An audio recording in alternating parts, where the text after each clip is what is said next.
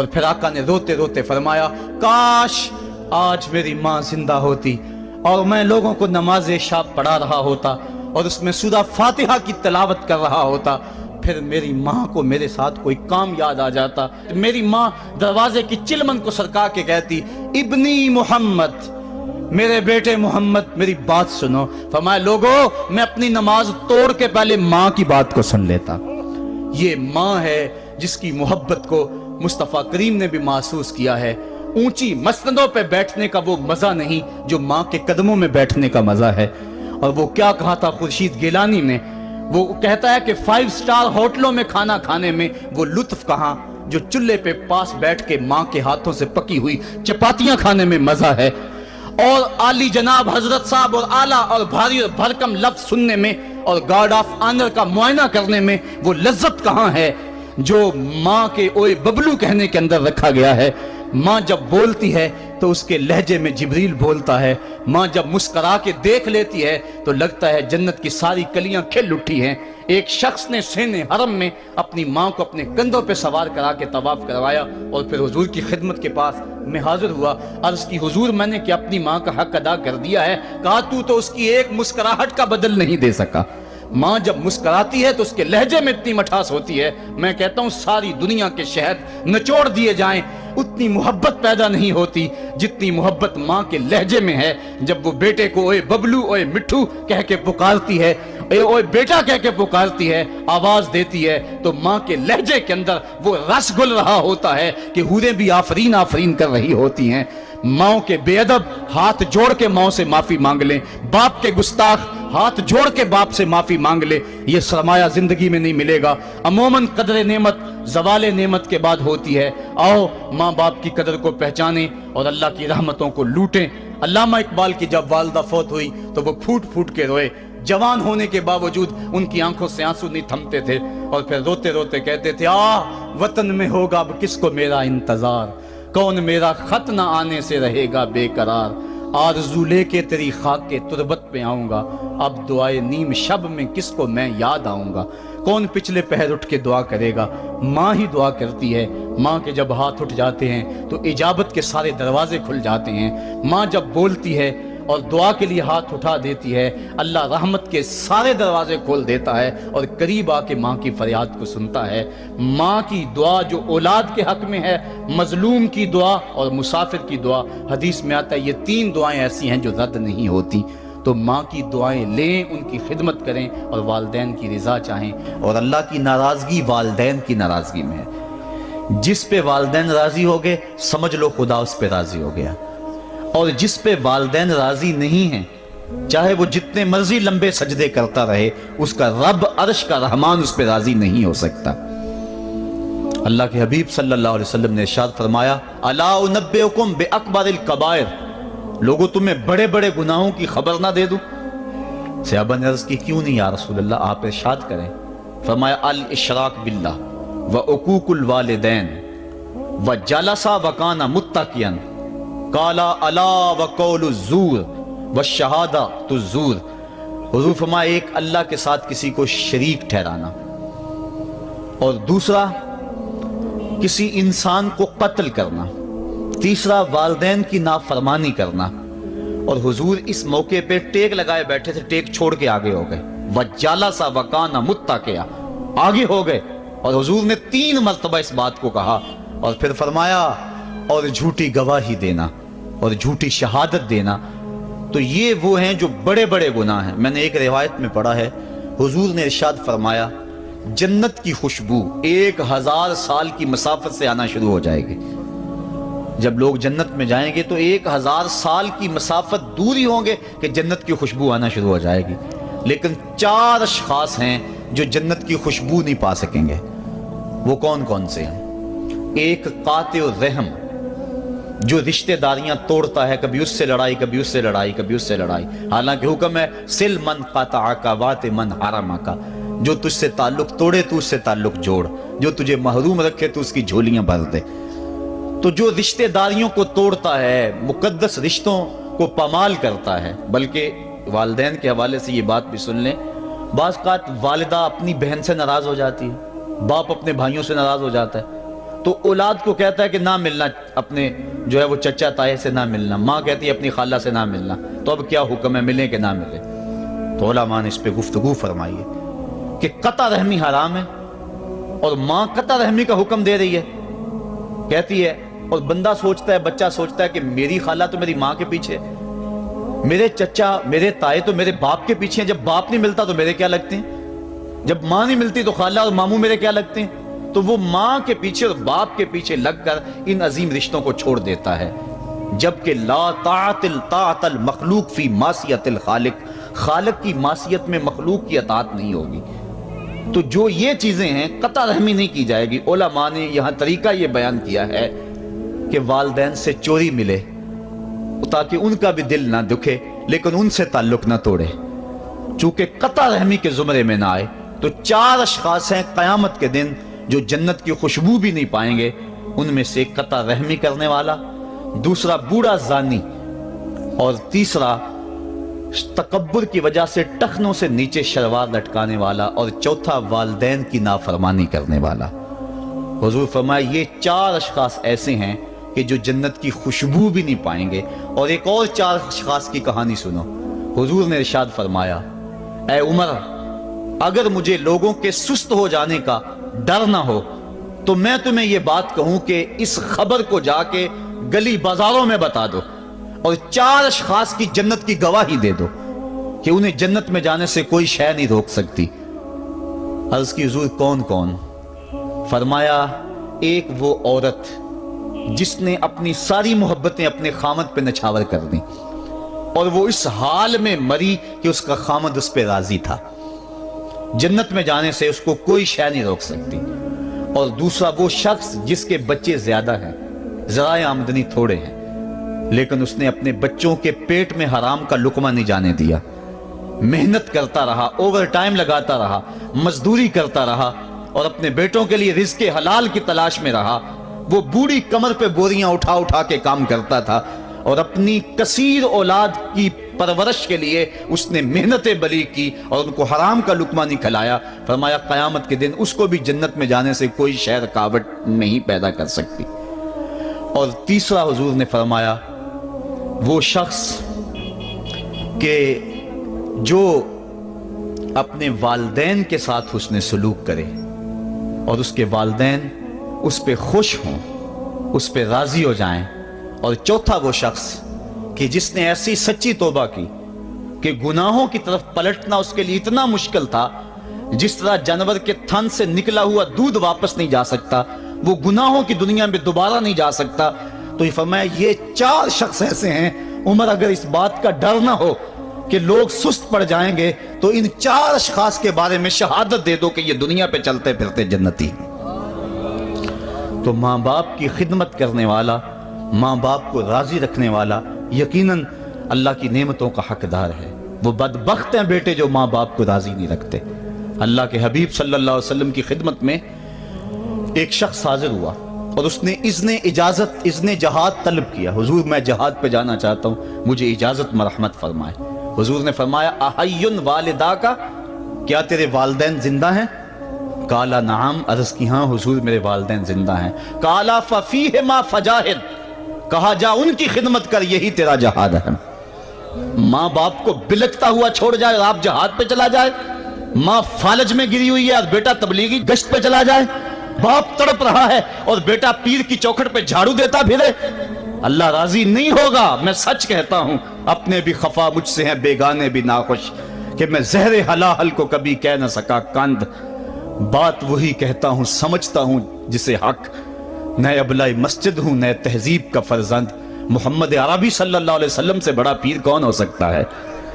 لیکن حضرت وہ ویسے کرنی نہیں آ رہے۔ آقا کریم اپنے بٹن کھولتے ہیں اور کرن کی طرف، یمن کی طرف رخ کر کے لمبی سانسیں لیتے ہیں اور کہا میں رحمان کی خوشبو پا رہا ہوں۔ ایک دن صحابہ نے پوچھا بندہ نواز جس کے لیے تڑپتے ہو، جس کی ٹھنڈی ہوائیں آپ کو آ رہی ہیں، وہ آپ کا بڑا پیار کرنے والا ہے؟ کہا ہاں میرے سے بڑی محبت کرتا ہے۔ تو کہا پھر اتنی محبت کرتا ہے تو یمن تو دور نہیں ہے، بلال حبش سے آ گیا، سلمان فارس سے آ گیا، سہیب روم سے آ گیا، اور وہ یہاں یمن سے نہیں آ سکا؟ فرمایا اس کی بوڑھی اور نابینا ماں ہے جس کی خدمت اس کو نہیں آنے دیتی۔ اللہ اکبر۔ اب حضرت اویس کرنی نہیں آئے لیکن خیر التابعین کہلائے، آئے نہیں لیکن حضور ان کی یاد میں تڑپ رہے ہیں۔ اللہ، بلکہ حضور نے فرمایا کہ کوئی جائے اویس بن عامر کو ملے، اور جب ملے تو اس کو کہنا میری امت کی بخشش کی دعا کرے۔ جو ماں باپ کی خدمت کرتا ہے اس سے ثابت ہوا اس کی دعائیں قبول ہوتی ہیں۔ میں نے ایک روایت میں پڑھا ہے کہ جو آدمی روزانہ اپنے والدین کے لیے دعا کرے، والدین زندہ ہوں تب بھی، والدین فوت ہو گئے ہوں تب بھی، یہ عادت بنا لے، روزانہ ماں باپ کے لیے دعا کرے، ساری زندگی اس کے رزق میں بے برکتی نہیں آئے گی، اللہ اس کو رزق کی فراوانی عطا کر دے گا۔ اور جو والدین کے لیے دعا نہیں کرتا اللہ تعالیٰ کی رحمتوں سے محروم ہو جاتا ہے۔ حضرت ابو ہریرہ رضی اللہ تعالیٰ عنہ جب بھی ہاتھ اٹھاتے تھے تو یہ دعا کرتے تھے، اللہم اغفر لابی ہریرہ ولأمی ولمن استغفر لہما، اے اللہ ابو ہریرہ کو بخش دے، حضرت ابو ہریرہ کی ماں کو بخش دے، اور قیامت تک جو ہم دونوں کے لیے بخشش کی دعا کرے اس کو بھی بخش دے۔ حضرت امام محمد بن سیرین ایک بزرگ ہوئے تابعی، جب بھی دعا کرتے تھے یہ دعا ضرور کرتے تھے، اے اللہ ابو ہریرہ کی بخشش کر دے۔ کسی نے کہا کہ تمہیں ابو ہریرہ رضی اللہ تعالیٰ عنہ ان کی ماں سے بڑی ہمدردی ہے؟ کہا ان سے جو ہمدردی ہونی ہے وہ تو ہونی ہے۔ انہوں نے کہا ہوا ہے اللہ ابو ہریرہ اور ان کی ماں کو بخش دے، جو ان کے لیے دعا کرے اس کو بھی بخش دے، تو میں دعا کر کے اپنی بخشش پکی کر رہا ہوں۔ تو والدین کے لیے دعا کرنا اللہ کی رحمت کو دعوت دینا ہے۔ تو فرمایا کہ جاؤ اویس بن عامر کو جانا اور جا کے اس کو میری امت کے لیے دعا کا کہنا۔ حضرت سیدنا عمر فاروق حضرت علی المرتضیٰ گئے، جا کے ڈھونڈا، تلاش کیا، اویس بن عامر ملے، حضور کا سلام کہا، بس پھوٹ پھوٹ کے رونے لگے۔ کہا بتاؤ میرے رسول کے لبوں پہ میرا نام کیسے آیا تھا؟ حضور میرا جب تذکرہ کرتے تھے کیسے کرتے تھے؟ یہ درد دیکھا تو بولے کہ کیا آپ اتنی محبت رکھتے ہیں تو پھر ملنے کیوں نہیں آئے حضور کو؟ اتنا جو پیار رکھتے ہیں تو زیارت کرنے کیوں نہیں آئے؟ تو حضرت اویس کرنی نے بات کے رخ کو بدلا، کہا تم نے میرے رسول کو دیکھا؟ تم نے میرے رسول کی زیارت کی ہے؟ کہا ہاں ہم تو صبح و شام وہاں رہے ہیں۔ کہا پھر بتاؤ حضور کے یہ ابرو جڑے ہوئے تھے یا کھلے ہوئے تھے؟ اب دونوں حیران ہو گئے۔ کہا تم نے تو دیکھا، میں نے تو دیکھا نہیں، تم بتاؤ نا، پھر میں تو گیا نہیں، مجھے کہتے ہو گیا نہیں، تم بتاؤ حضور کے ابرو جڑے ہوئے تھے یا کھلے ہوئے تھے؟ حیران ہیں۔ کہا حضور آپ ہی بتلائیے۔ کہا کوئی دور سے دیکھتا تو جڑے ہوئے نظر آتے، قریب آ کے دیکھتا تو کھلے ہوئے نظر آتے۔ یہ وہ ہے جو ماں کی خدمت کرتا رہا اور حضور کے دربار میں حاضر نہیں ہو سکا، لیکن حاضری اس کی تھی، وہ جہاں بھی تھا وہ نبی کے قرب میں تھا۔ تو اس لیے ماں باپ کی خدمت اتنا بڑا وظیفہ ہے۔ حضرت بایزید بستامی کہتے ہیں میں نے حق معاف کروا لی اپنی ماں سے، کہ ماں تیرے حق ادا کروں یا اللہ کے حق ادا کروں؟ تو مجھے اپنے حق معاف کر دے، میں اللہ سے اپنے حق معاف کروا لیتا ہوں، اپنی اللہ کو راضی کر لیتا ہوں۔ جنگلوں میں گھومتے رہے، 12 سال بیت گئے، ایک دن دوبارہ آئے، بستام کی سمت سے گزرے، خیال آیا چلو ماں کو سلام کر جاؤں۔ تہجد کا وقت تھا، رات کا وقت تھا، دروازے پہ کھڑے رہ گئے کہ میری ماں سوئی ہوگی، میں نے کبھی کوئی خدمت نہیں کی ماں کی، تو اب اٹھا کے تکلیف کیوں دوں؟ ساری رات کھڑے رہے۔ جب تہجد کا وقت گزرا تو نالی سے پانی آیا، سمجھ گئے کہ میری ماں تہجد کے لیے اٹھی ہے، دروازے کے قریب ہو گئے تو ماں نے ہاتھ اٹھا لیے، کہ اللہ میرا بیٹا بایزید تیری طلب میں نکلا ہوا ہے، میں نے اسے اپنے حق معاف کر دیے، تو اس کو اپنا وصال عطا کر دے۔ حضرت بایزید دروازہ کھٹکھٹانے لگے اور ماں کے قدموں میں لپٹ گئے اور رو کے کہنے لگے جس رب کو میں جنگلوں میں تلاش کرتا ہوں وہ تو رب میری ماں کے پاس ہے۔ تو ماں کی دعاؤں میں اللہ کی رضا ہے، ماں راضی ہو جائے تو سمجھ لو خدا راضی ہے۔ اللہ تعالیٰ جل شانہ نے ارشاد فرمایا وَقَضَىٰ رَبُّكَ أَلَّا تَعْبُدُوا إِلَّا إِيَّاهُ، تیرے رب نے یہ طے کر دیا ہے کہ اس کے علاوہ کسی کی پوجا نہیں کرو گے، وَبِالْوَالِدَيْنِ إِحْسَانًا، اور والدین کے ساتھ اس نے سلوک سے پیش آؤ گے، اِمَّا يَبْلُغَنَّ عِندَكَ الْكِبَرَ أَحَدُهُمَا أَوْ كِلَاهُمَا فَلَا تَقُل لَّهُمَا أُفٍّ وَلَا تَنْهَرْهُمَا، اگر تیرے پاس دو یا دونوں میں سے ایک بڑھاپے کو پہنچ جائیں تو پھر ان کے سامنے تو نے اف بھی نہیں کہنی اور نہ ان کو جھڑکنا ہے اور ان سے نرم لہجے میں بات کرنی ہے۔ جب ماں باپ جوان ہوں، بچوں کی ضروریات پوری کر رہے ہیں، ان کے تعلیمی اخراجات اور ان کے معاشی سارے معاملات درست کر رہے ہوں، تو اس وقت تو والدین کی بچے تعظیم کرتے ہی ہیں۔ امتحان اس وقت شروع ہوتا ہے جب ماں باپ بوڑھے ہو جاتے ہیں اور چلنے پھرنے کی سخت بھی نہیں رہتی، صرف سانس کی ایک ڈوری لٹکی رہتی ہے، اور جس طرح بچہ اپنے بدن سے مکھی بھی نہیں اڑا سکتا تھا، اب یہ حالت ماں باپ پر آ گئی اور بچے کی طرح مزاج چڑچڑا ہو گیا۔ زمانے کے حالات بدل گئے، لیکن ماں باپ کی وہ پرانی روش ہے، وہ اسی انداز میں اسی ڈگر میں بات کرتا ہے۔ یہ آزمائش کے دن ہیں، یہ امتحان کے دن ہے، اب دیکھنا ہے والدین کی اس وقت تعظیم کون کرتا ہے۔ فرمایا اما یبلغن عندک الکبر، اگر تیرے پاس وہ بڑھاپے کو پہنچ جائیں، دونوں پہنچ جائیں، یا تیری خوش قسمتی کہ دونوں میں سے ایک پہنچ جائیں یا دونوں پہنچ جائیں، تو پھر ان کی تو نے تعظیم کرنی ہے۔ کیا کیسے تعظیم کرنی ہے؟ فلا تقل لہما اف، تو نے ان کو اف بھی نہیں کہنا۔ حضرت امام فخر الدین رازی کے حوالے سے میں آج ہی صبح یا گزشتہ شب اف کی تشریحات دیکھ رہا تھا، انہوں نے 12-13 اقوال بیان کیے ہیں، لیکن 2 قول فرماتے ہیں۔ اف یہ ہے کہ انسان کے بدن کے اوپر جو شفاف رہتا ہو، صاف رہتا ہو، مٹی پڑ جائے، ریت کا ذرہ پڑ جائے تو اس کو پھونک مار کے اس کو ہٹاتا ہے، تو وہ پھونک سے جو آواز پیدا ہوتی ہے اس کو عربی میں اف کہتے ہیں۔ تو پھر اف ہر اس چیز کے لیے منقول ہو گیا جو ناپسندیدہ ہے۔ ایک تو قول یہ ہے کہ والدین کے سامنے اس احتیاط سے رہو۔ دوسری بات آپ فرماتے ہیں اف کا مفہوم یہ ہے کہ جب ماں باپ بوڑھے ہو جائیں تو بول و براز چارپائی پہ نکل جاتا ہے اور انسان ان کو اٹھا کے ان کی خدمت کرتا ہے، صفائی کرتا ہے، کپڑے بدلتا ہے۔ انسان کی طبیعت میں جو فطری نفاست ہے اس کے تحت اس کو ماں باپ سے جو مکروہ اور ناپسندیدہ بو آتی ہے اس سے وہ بچنا چاہتا ہے۔ وہ نفرت ماں باپ سے نہیں ہوتی، وہ نفرت اس بدبو سے ہوتی ہے جو ماں باپ کے بدن سے یا چارپائی سے یا کپڑوں سے اٹھ رہی ہے۔ تو بندہ اپنے جو ہے وہ ناک پہ کپڑا رکھ لیتا ہے اس بدبو سے بچنے کے لیے۔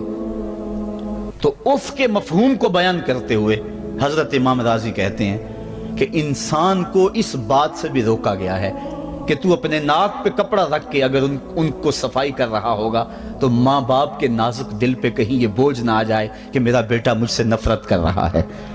اس لیے والدین کی تعظیم کا عالم یہ ہے کہ تو کھلے ناک سے ان کی خدمت کرے اور وہ بدبو سہتا رہے اور اپنے ناک کے اوپر کپڑا بھی نہ رکھے کہ تیرے ماں اور تیرے باپ کے دل کے اندر اتنا خلال اور ملال بھی پیدا نہ ہو۔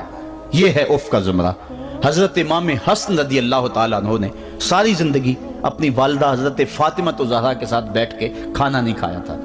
ایک دن حضرت سیدہ فاطمہ نے فرمایا کہ بیٹا میرا جی چاہتا ہے کہ میرے ساتھ تم بیٹھ کے کھانا کھاؤ، لیکن تم نے کبھی بھی میرے ساتھ بیٹھ کے کھانا نہیں کھایا، کیا وجہ ہے اس کی؟ تو حضرت امام حسن فرمانے لگے، عرض کرنے لگے امی میں اس ڈر سے آپ کے پاس بیٹھ کے کھانا نہیں کھاتا کہ کہیں کسی لقمے کی طرف آپ کی نظر بڑھ جائے اور میں عدم آگہی کی وجہ سے اپنے ہاتھ کو اس لقمے پہ ڈال لوں اور نہ جان سکوں کہ اس لقمے کو اٹھانے کا ارادہ میری ماں کے دل میں پیدا ہو چکا ہے اور میں اللہ کی رحمتوں سے محروم ہو جاؤں، اس ڈر سے میں آپ کے ساتھ بیٹھ کے کھانا نہیں کھایا کرتا۔ یعنی ماں باپ کی تعظیم کا عالم یہ ہے، اف تک نہ کہو۔ حضرت سعید بن المسیب رضی اللہ تعالی عنہ جلیل القدر تابعی ہیں، وہ فرماتے ہیں کہ والدین کے سامنے بیٹے کی حالت کیا ہونی چاہیے۔ وہ فرماتے ہیں جس طرح بھاگا ہوا غلام پکڑا جائے اور اس کو پکڑ کے جو ہے وہ آقا کے سامنے پیش کر دیا جائے، تو اس بھاگے ہوئے غلام کو پکڑ کے جب آقا کے سامنے پیش کر دیا جائے تو جو حالت اس غلام کی ہوتی ہے بیٹے کی حالت یہ ماں باپ کے سامنے ہونی چاہیے۔ اب ان بیٹوں کو سوچنا چاہیے جو اپنے ماں باپ کو دقیانوسی کا تانا دیتے ہیں اور سمجھتے ہیں یہ اولڈ فیشن ہے، انہیں کیا پتا زمانہ کہاں چلا گیا ہے، اور ان کے فیصلوں کو مسترد کرتے ہیں۔ علماء نے اس بات کو تفصیل کے ساتھ بیان کیا ہے کہ شریعت کے جو قطعی ضابطے ہیں ان ضابطوں اور ان قوانین کو اور ان معاملات میں تو والدین کی فرما برداری نہیں ہوگی اللہ کی اگر معصیت ہوتی ہو، لیکن جو معاملے شک والے ہیں وہاں ماں باپ کے قول کو ترجیح دی جائے۔ تو فرمایا ان کے سامنے اف بھی نہیں کہنی، وَقُلْ لَهُمَا قَوْلًا كَرِيمًا، اور ان سے نرم لہجے میں بات کرنی ہے۔ وَاخْفِضْ لَهُمَا جَنَاحَ الذُّلِّ مِنَ الرَّحْمَةِ، اور ان سے بات اور ان کے لیے اپنے بازو بچھا لینے ہیں نرم دلی کی وجہ سے، نرمی کی وجہ سے۔ جب جانور زمین کی طرف رخ کرتا ہے، اوپر سے نیچے کی طرف آتا ہے تو اپنے پروں کو سکیڑ لیتا ہے، تو اس کے لیے یہ لفظ بولے جاتے ہیں وَخْفِضْ لَهُمَا جَنَاحَ۔ تو اللہ تعالیٰ فرمایا جس طرح وہ جانور عزت سے اپنے بازو سکیڑ لیتا ہے اور پھیلاتا نہیں ہے، والدین کے سامنے تیری اکڑ، تیرا عہدہ، تیرا منصب، تیری شانیں، تو بڑا اونچا ہے، لوگ تجھے سلوٹ کرتے ہیں، تیرے ہاتھ چومتے ہیں، تجھے سلام کرتے ہیں، اونچی کرسیوں پہ تو بیٹھتا ہے، لیکن وہ سب وہاں چھوڑ دے اور ماں کے قدموں میں عاجز بن کے بیٹھ جا، باپ کے قدموں میں عاجز بن کے بیٹھ جا، وہاں اپنی اس کسی چیز کا لحاظ رکھ۔ پرندہ اوپر کوڑے تو پر کھولے، لیکن جب نیچے آئے تو پروں کو سمیٹ لے، تیرا عہدہ، تیرا منصب باہر رہے۔ جب ماں باپ کے پاس آئے اس وقت تو مؤدب غلام کی صورت میں اپنے والدین کے سامنے کھڑا۔ وَقُلْ رَبِّ ارْحَمْهُمَا كَمَا رَبَّيَانِ صَغِيرًا۔ اور اگلا حق یہ بیان فرمایا کہ اللہ کی بارگاہ میں عرض کر رہا ہے اللہ میری ماں پر بھی اور میرے باپ پر بھی رحم فرما دے، جس طرح میں چھوٹا تھا اور میرے اوپر انہوں نے رحم فرمایا۔ انسان ماں باپ کے حق دے ہی نہیں سکتا۔ حضور نے ارشاد فرمایا کہ انسان ماں باپ کے حق نہیں ادا کر سکتا الا یہ کہ ان کو غلام پائے اور خرید کر آزاد کر دے، اس کے علاوہ کوئی صورت ایسی نہیں ہے۔ ایک شخص نے حضور کی خدمت میں حاضر ہو کے عرض کیا حضور میں اپنے والدین کی بڑی خدمت کی ہے، اس کو امام حقی نے لکھا ہے، اور جن مراحل سے میں گزرتا رہا ہوں ان مراحل سے میرے ماں باپ گزرے ہیں اور میں نے ان کی خود خدمت کی ہے۔ آج بیٹے بیویوں پہ کام چھوڑ دیتے ہیں کہ بیوی خدمت کرے گی۔ احسان دانش کہتا ہے کہ میں نے اپنی بیوی کو ہاتھ نہیں لگانے دیا، میں نے کہا میرے ماں باپ ہے، یہ خدمت اور کوئی حاصل کیوں کرے، یہ تو میں حاصل کروں گا۔ تو ساری خدمت میں نے خود کی، جس طرح انہوں نے نوالے توڑ توڑ کے میرے منہ میں ڈالے میں نے بھی حضور ایسے کیا، جس طرح میرے لیے میری ماں رات جاگتی رہی میں بھی اپنی ماں کے لیے جاگتا رہا۔ جن جن مراحل سے میرے لیے وہ گزرے تھے اتفاقاً میرے حالات، میرے ماں باپ کے حالات ایسے پیدا ہو گئے کہ میں نے اسی طرح اپنے ماں باپ کی پرورش کی ہے اور میں اپنے ماں باپ کی جو ہے وہ میں نے خدمت کی ہے۔ تو کیا میں نے اپنی ماں کا اپنے باپ کا حق ادا کر دیا ہے؟ تو حضور نے ارشاد فرمایا تو نے ایسے ہی خدمت کی ہوگی، لیکن جب تیری خدمت تیری ماں کرتی تھی تو ساتھ ساتھ تیری زندگی کی دعائیں مانگتی تھی، اور جب باپ بوڑھا ہو گیا تھا، ماں بوڑھی ہو گئی تھی، آزاد شل ہو گئے تھے، فالج میں مبتلا تھے، تو ان کے لیے زندگی کی دعائیں تو نہیں مانگتا تھا، تو یہ کہتا تھا اللہ انہیں پردہ دے دے۔ تیری ماں نے تو کبھی تیرے لیے پردہ نہیں مانگا تھا، بیٹا لولا ہو بیٹا لنگڑا ہو، ماں کبھی نہیں کہتی بیٹے کو ڈاکٹر جواب دے دیں، ماں کبھی نہیں کہتی کہ میرے بیٹے کو اللہ پردہ دے دے، ماں یہی کہتی ہے مالک مجھے لے لے، میرے بیٹے کو زندگی دے دے، میں سب کچھ بیچ دیتی ہوں، اپنا زیور بیچ دیتی ہوں، میرے بیٹے کی صحت بچ جائے، میرے بیٹے کی زندگی بچ جائے۔ ماں کی موجودگی میں کوئی کہہ بھی نہیں سکتا، باپ کے لیے تو کہہ دے، ماں کے لیے تو کہہ دے بڑی تکلیف ہے تیرے باپ کو، بڑی تکلیف ہے تیری ماں کو، اللہ کرے اب پردہ ہی عطا کر دے۔ خود نہیں کہتا تو کسی سے یہ سن سکتا ہے بندہ، لیکن ماں سن سکتی ہے کوئی کہے اللہ تیرے بیٹے کو پردہ دے دے؟ تو فرمایا جب وہ تیری خدمت کرتے تھے تو وہ تیری زندگی کی دعائیں مانگتے تھے، اور جب تو خدمت کرتا تھا تیرے دل میں ان کے پردے کی آرزو تھی۔ فرمایا تو جتنی مرضی خدمت کی ہے، ماں کی خدمت کا بدل کیسے ہو سکتا ہے؟ تو ماں باپ کی خدمت انسان کر ہی نہیں سکتا، تو پھر کیا کرے؟ عرض کرے اللہ میں تو خدمت نہیں کر سکتا، تو ان کے اوپر رحم فرما دے۔ ماں باپ کے لیے دعا کرے۔ علماء نے یہاں بیان فرمایا ماں کافر ہو تو پھر بھی دعا کرے، باپ کافر ہو تو پھر بھی دعا کرے، مومن ہو تو پھر بھی دعا کرے، گناہگار ہو پھر بھی دعا کرے، نیکوکار ہو پھر بھی دعا کرے، دعا نہ چھوڑے۔ حضرت ابو ہریرہ رضی اللہ تعالیٰ عنہ فرماتے ہیں میری ماں کافرہ تھی اور میں حضور کا غلام، اور ماں ہر وقت اپنی دھن میں اور میں اپنی دھن میں ہوں۔ حضرت ابو ہریرہ کے بھائی کوئی نہیں ہے، باپ فوت ہو گئے ہیں، بہن کوئی نہیں ہے، ابھی شادی بھی نہیں ہوئی، دنیا پہ رشتہ ہی کوئی نہیں سوائے ماں کے، گھر آتے ہیں تو ماں سے بات کرنی ہوتی ہے، جو سن کے آتے ہیں ماں سے وہ دکھ کھولنا ہوتا ہے، بات کرنی ہوتی ہے، حضور کی باتیں سنانی ہوتی ہیں، لیکن ماں ہے اتفاق سے کافرہ ہے، حضور کی بات وہ سننا گوارا نہیں کرتی۔ حضرت ابو ہریرہ کو اور بات آتی کوئی نہیں، وہ تو کرتے ہی حضور کی باتیں۔ ایک دن حضور کی بات چھیڑی، ماں کی زبان سے کوئی جملہ ایسا نکلا جو سخت تھا، گوارا نہ ہوا، چھوڑ دیا گھر کو۔ ماں تیری عظمت کو سلام، لیکن رسول اللہ کے مقابلے میں تیری کوئی شان نہیں ہے۔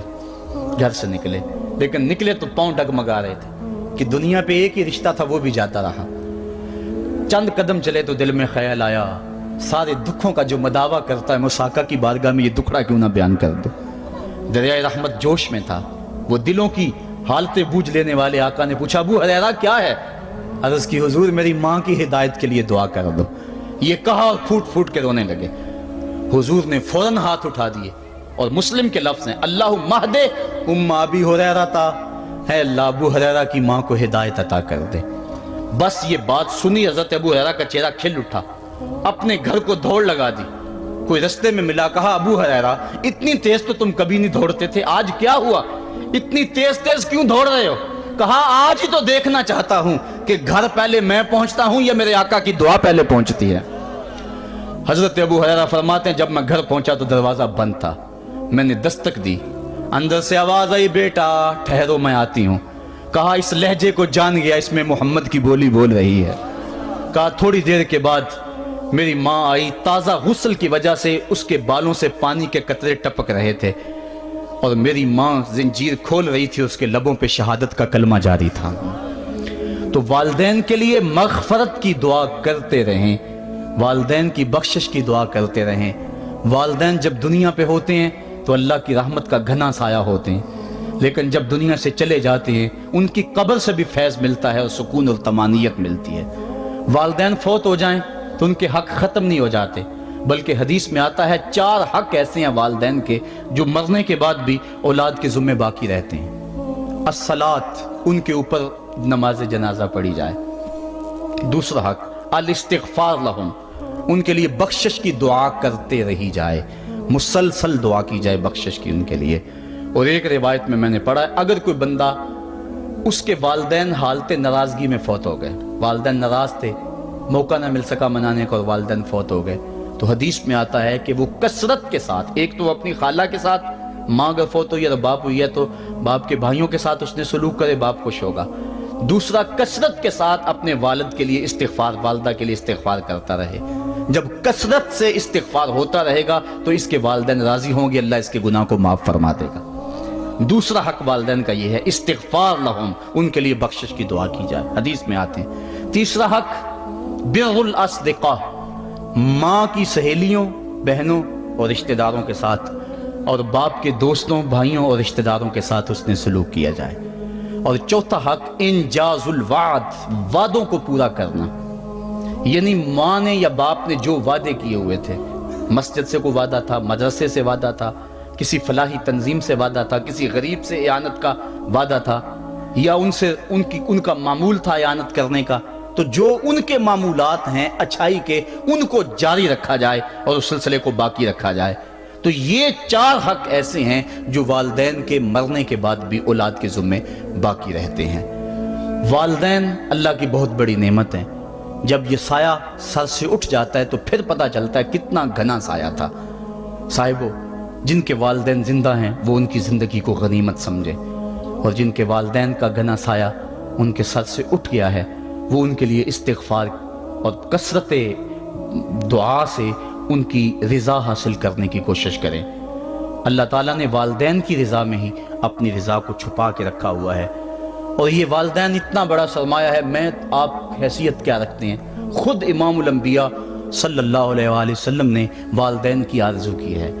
حدیث میں آتا ہے، امام سیوطی نے اس کو الحابل الفتاوی میں لکھا ہے، امام حیثمی نے بھی اس کو کنز الاموال میں لکھا ہے۔ ایک دن حضور نماز عشاء پڑھانے آئے، نماز عشاء پڑھانے کے لیے مصلی پہ کھڑے ہوئے، تا حد نظر صحابہ تھے، حضور کو دیکھ کر ادب سے کھڑے ہو گئے، بس آنکھیں چھلکنے لگی۔ پھر حضور نے روتے روتے کہا لو ادرکت والدی او احدہما، کاش آج میرے ماں باپ زندہ ہوتے یا ان میں سے کوئی ایک ہی زندہ ہوتا۔ انسان نے دکھوں کی زندگی گزاری ہو، بعد میں اللہ خوشحالیاں دے دے، تو انسان آرزو کرتا ہے کہ کاش آج میرے ماں باپ زندہ